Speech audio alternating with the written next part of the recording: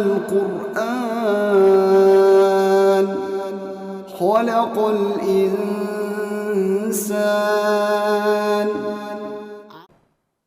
رب اشرح لي صدري ويسر لي امري واحلل عقدة من لساني يفقهوا قولي۔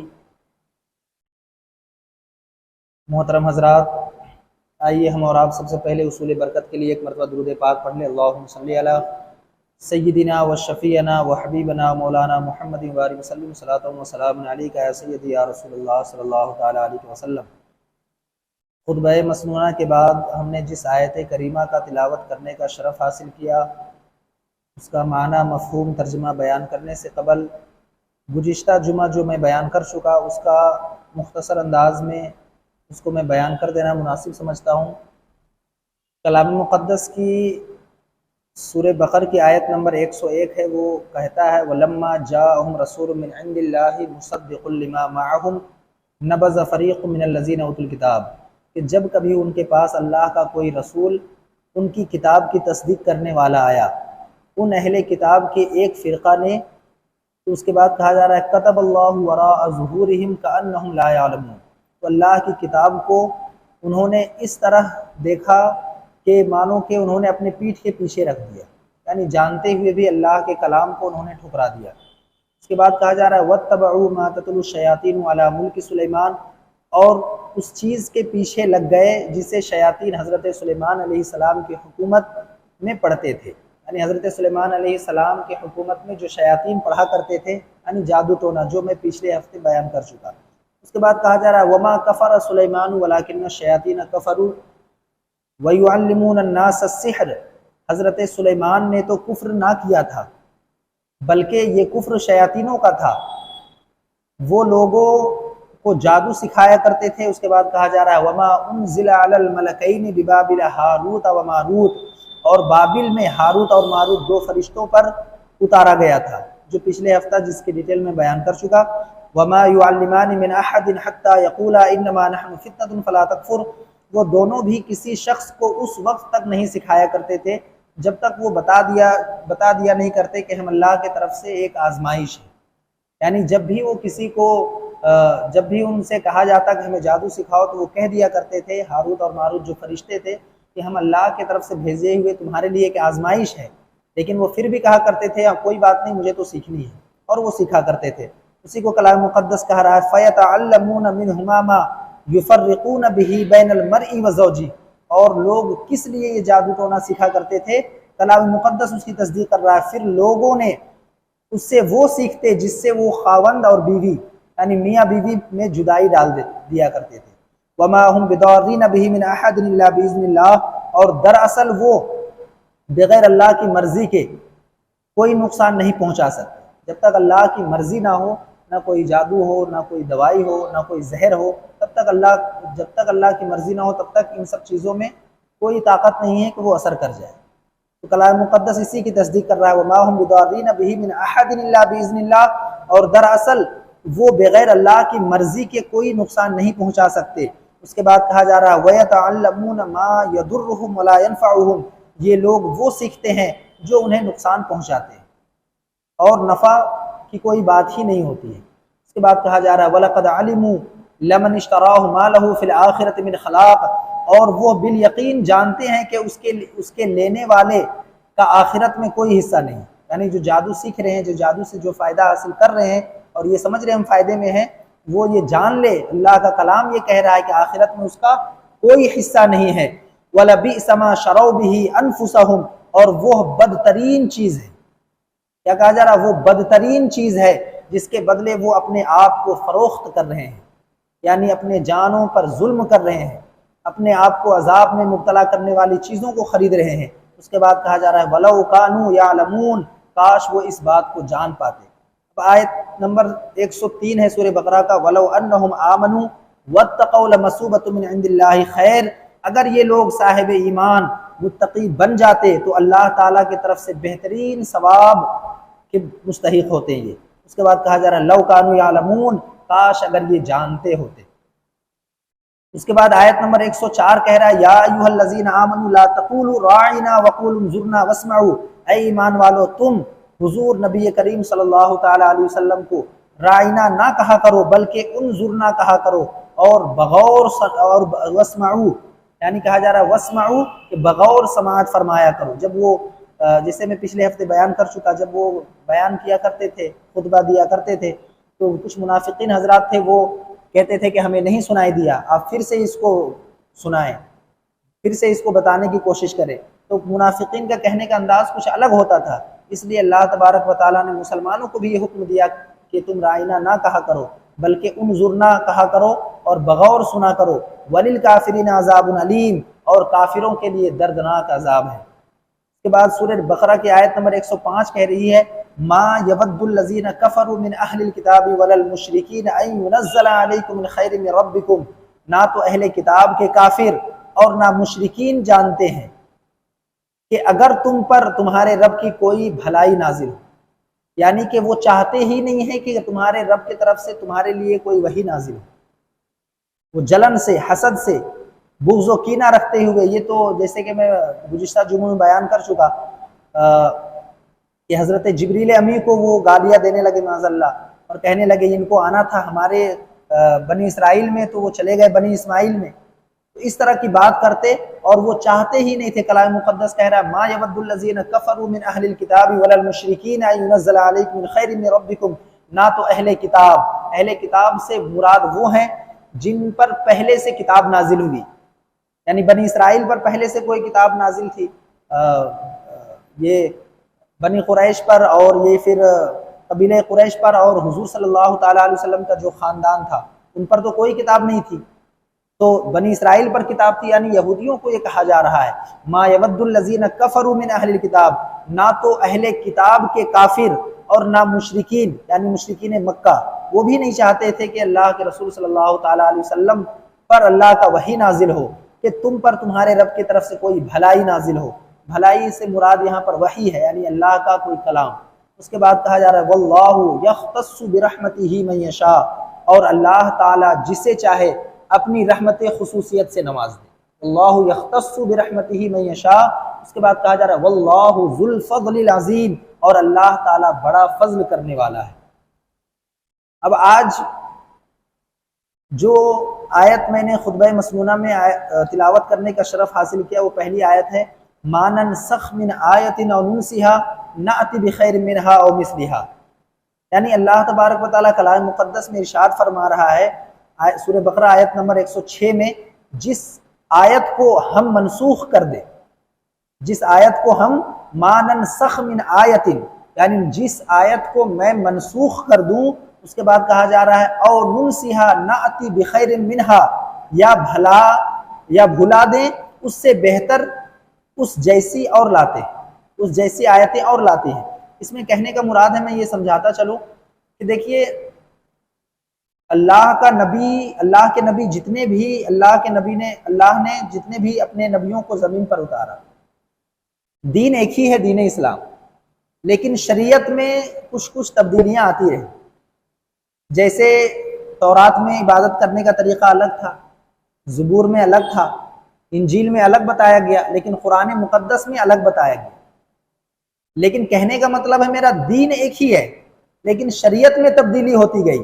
لیکن حضور صلی اللہ تعالیٰ علیہ وسلم کے زمانے میں بھی اس میں تبدیلی نظر آئی۔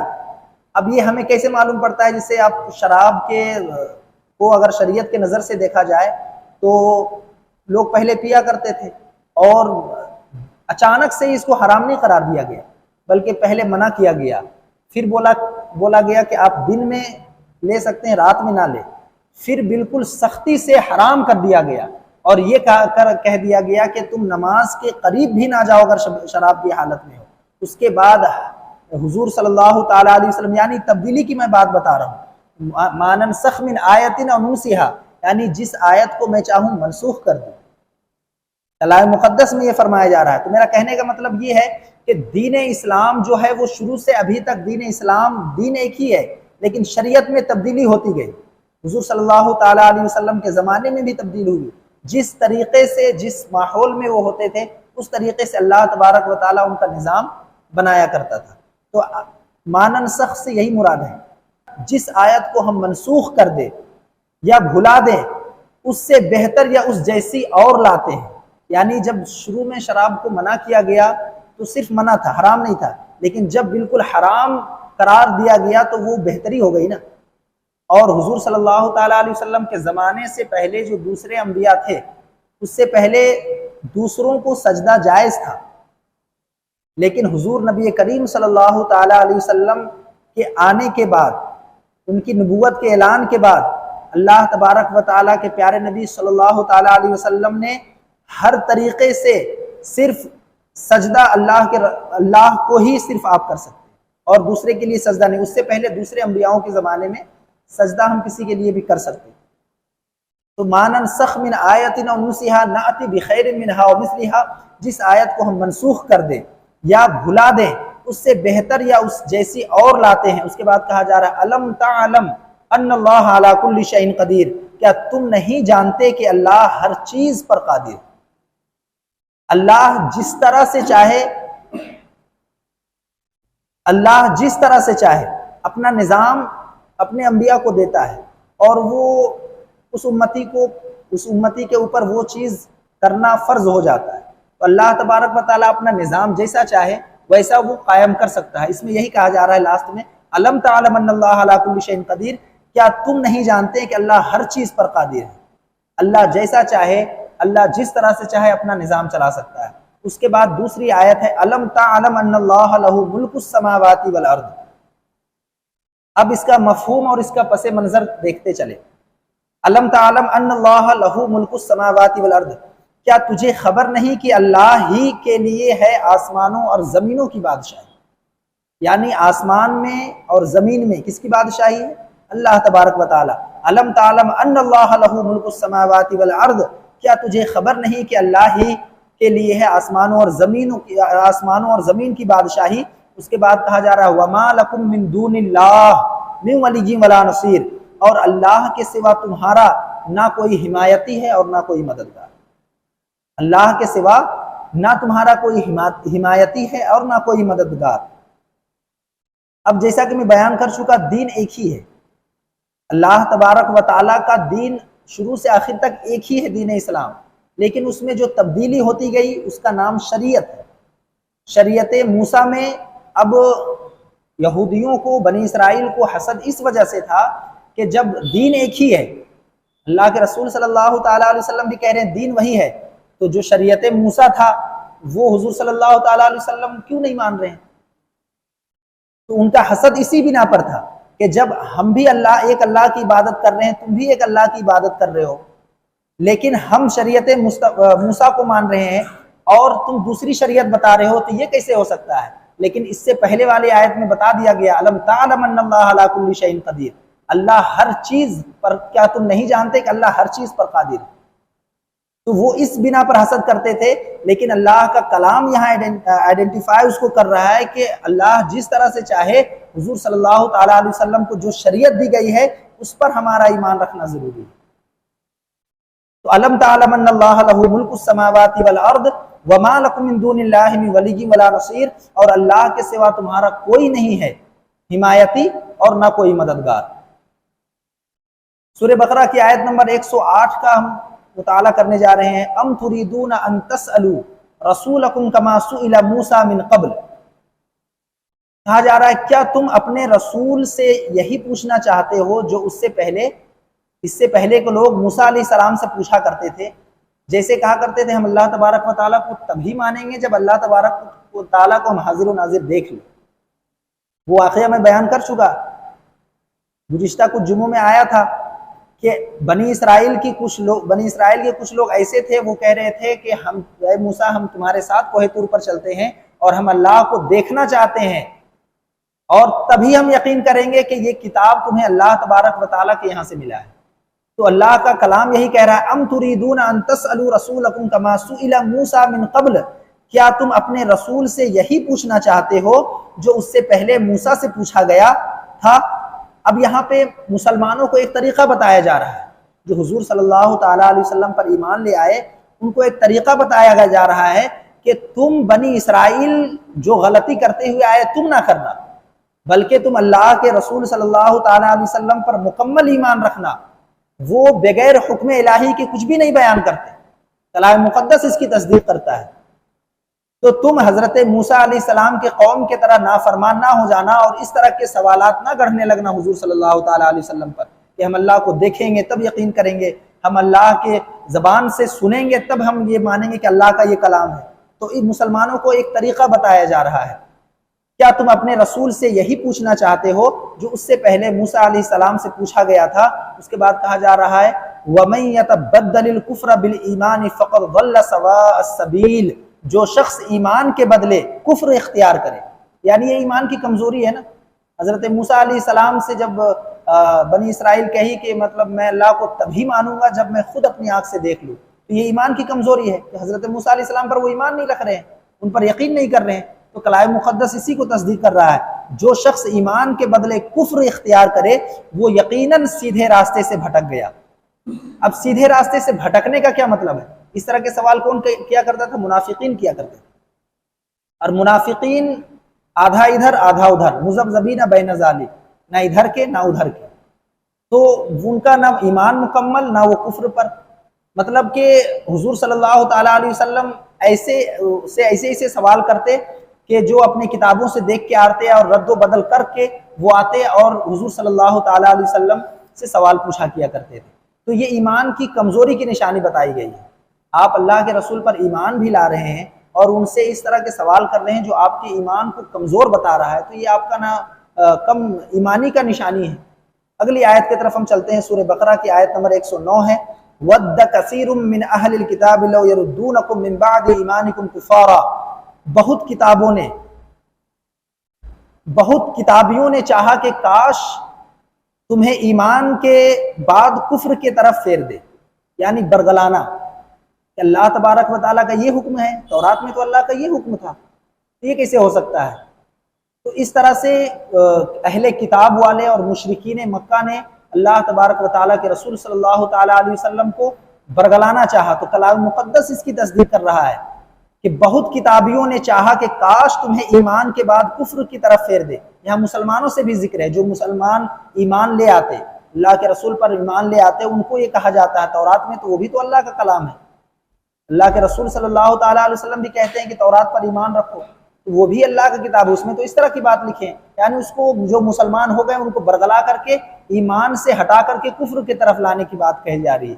اس کے بعد کہا جا رہا ہے حسدا من عند انفسہم من بعد ما تبین لهم الحق، محض یہ کیا کرتے تھے؟ حسد کے بنا پر، بغض کے بنا پر، کینہ کے بنا پر، کہ تم تو میرے ساتھ تھے، اب تمہیں کیا ہو گیا کہ تم حضور صلی اللہ تعالیٰ علیہ وسلم کی طرف چلے گئے، تمہیں تو ہمارے طرف ہونا چاہیے تھا۔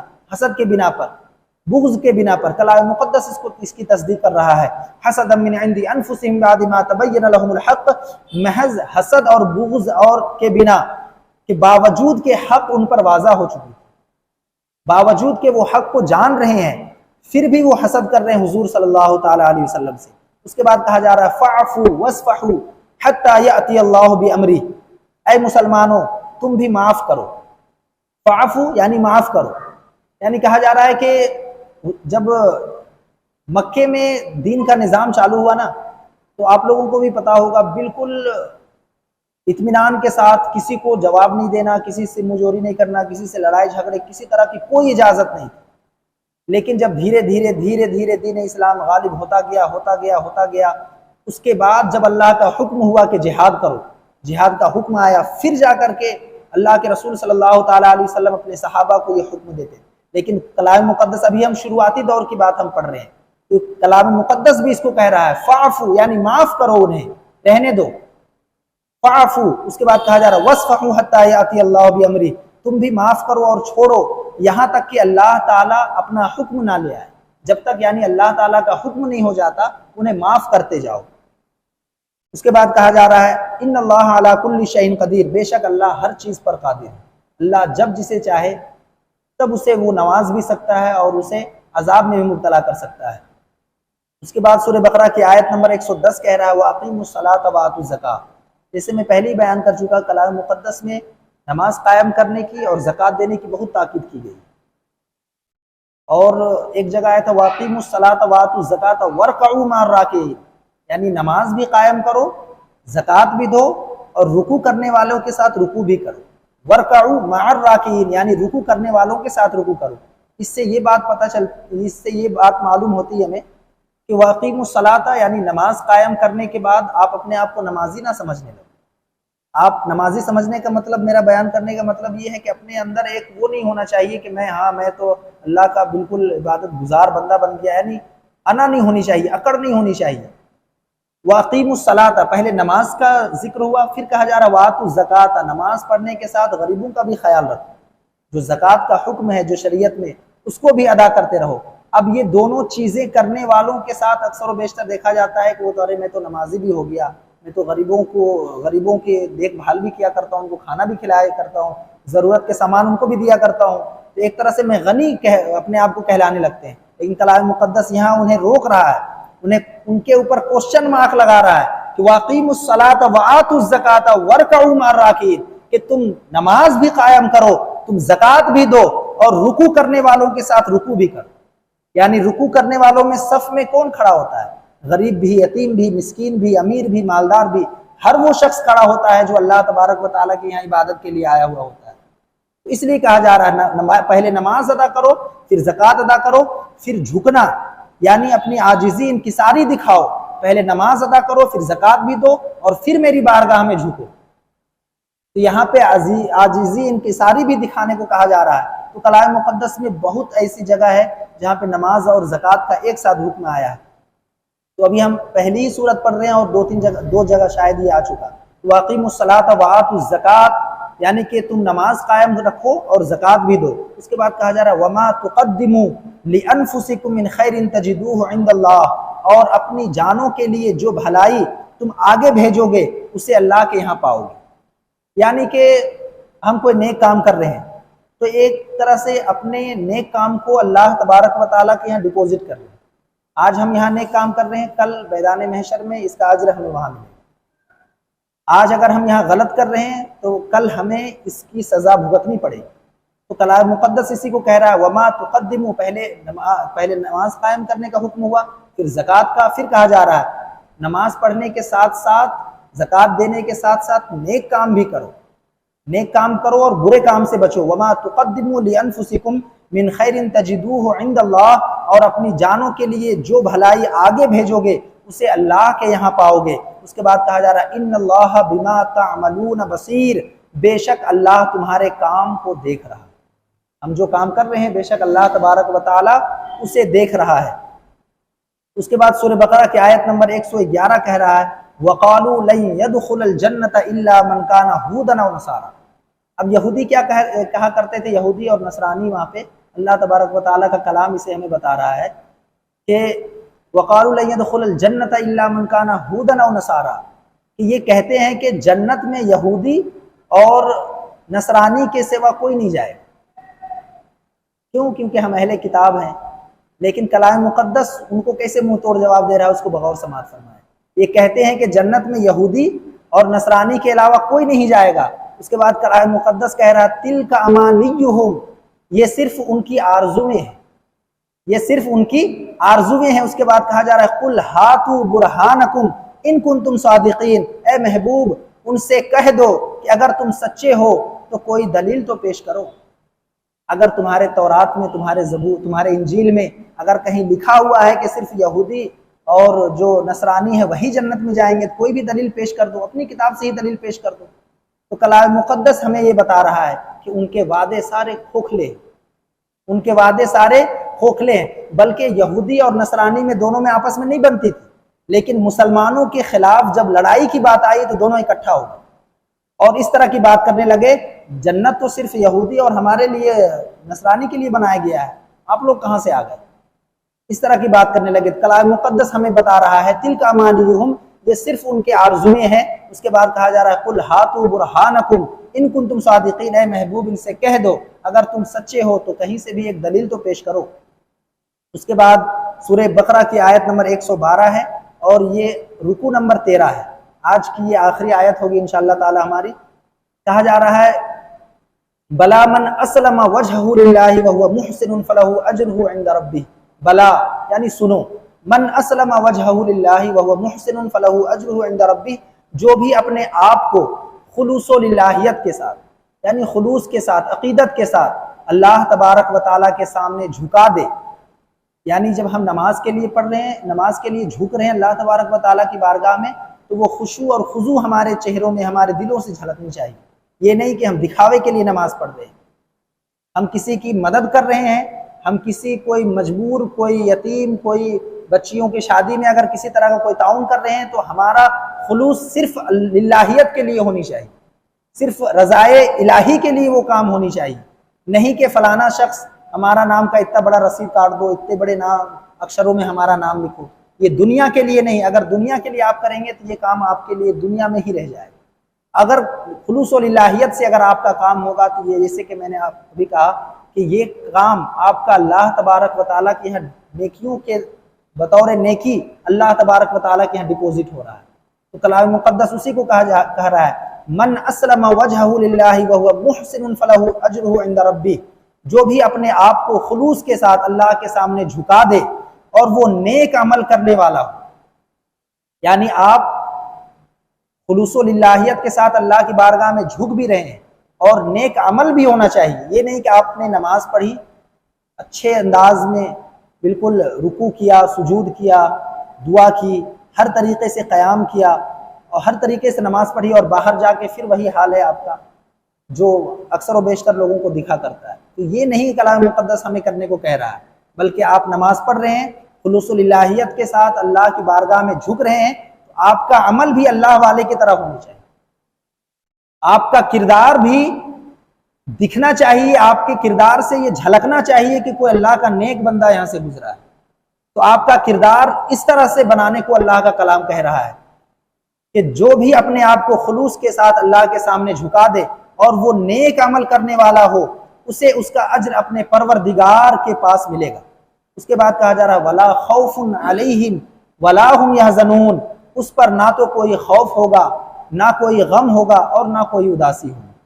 اللہ تبارک و تعالیٰ کی بارگاہ میں دعا ہے کہ ہمیں اور سب کو اللہ تبارک و تعالیٰ کا کلام پڑھنے، سننے اور اس پر عمل کرنے کی توفیق و رفیق عطا فرمائے.